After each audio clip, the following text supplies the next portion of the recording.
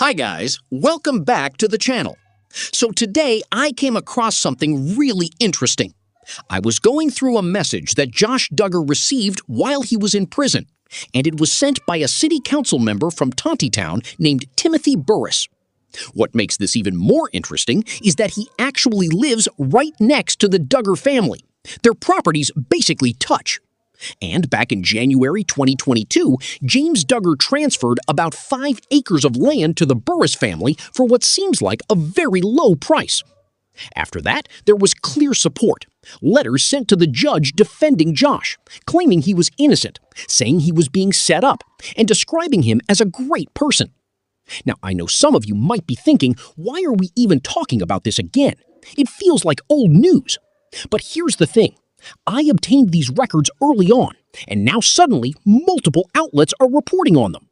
People Magazine has them. Radar Online has them. It's like things have shifted. Because back in 2022, when requests were made for these records, they were denied. The Washington County Sheriff's Department and Detention Center refused to release detailed phone records. They would only provide basic logs, not the actual call data showing who was contacting him. And if you weren't local, forget it. Journalists outside Arkansas were basically blocked. The response given was that under state FOIA laws, they didn't have to release anything to people outside Arkansas. But that doesn't align with federal law, which says court-related information is public. So clearly something changed between 2021 and 2022. Now that those 350 pages are out, everyone is covering it. I even tried to request the call recordings myself, but there are thousands. Either thousands of calls or thousands of hours. It's a massive amount, and they quoted me $2,700 just to process and edit them. And that's where it gets strange. They already released other case materials for free, but now they're charging, saying they need time to redact and edit content. On top of that, they only accept payments like money orders or checks, no cards.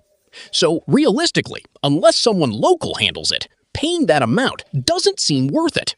But here's where things take a turn. While reviewing everything, I looked deeper into Timothy Burris. He's not just any resident. He's a city official and a direct neighbor of the Duggars. I shared his email with someone I trust, and their response surprised me. They said he doesn't actually believe Joseph is innocent. That's when it hit me. The situation is shifting. The narrative is starting to crack. So let me walk you through what was said. Timothy Burris, who works in finance, also submitted a multi-page letter praising Josh's character. On Josh's birthday, he sent him a message filled with encouragement and religious support. He told him that even though he was spending his birthday in prison, it could still be meaningful. He framed the situation as an opportunity to spread faith to a captive audience. And honestly, that part stands out. There's this idea being pushed that inmates need guidance from someone like Josh, which is hard to process considering the nature of his crimes. Still, the message continued with praise, comparing him to biblical figures, saying he was following a similar path, even referencing the Apostle Paul. He talked about visiting the family, spending time with Anna and the kids, and reflecting on Josh's life as something meaningful and purposeful. He expressed gratitude for their friendship, highlighting acts of kindness, things like helping out in emergencies or connecting people with resources. He described Josh as someone who brings people together, even calling him a connector. There were also personal touches, mentioning small moments, like hearing spring sounds on his birthday or spending time with the children, describing them as joyful and well-behaved. He even mentioned missing calls from Josh and wanting to reconnect. Throughout the message, there was consistent support, not just for Josh, but for his family as well. But stepping back, it raises serious concerns. Because when you look at it objectively, it feels like emotional influence. The family built strong relationships with neighbors, offering help, gifts, and inclusion. To someone unfamiliar with their past, it could easily create a sense of trust. And that's what likely happened here.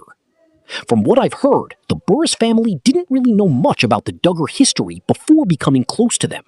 They weren't following the media coverage or aware of the full extent of past controversies.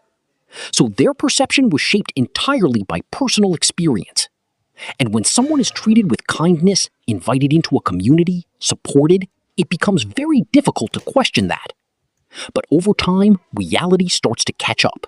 It seems now that perspectives are changing. People who once believed certain narratives are beginning to question them. And that's significant. Because when individuals inside that circle start re-evaluating what they've been told, it can shift everything. At the end of the day, this situation highlights how influence works, how relationships, perception, and selective information can shape beliefs.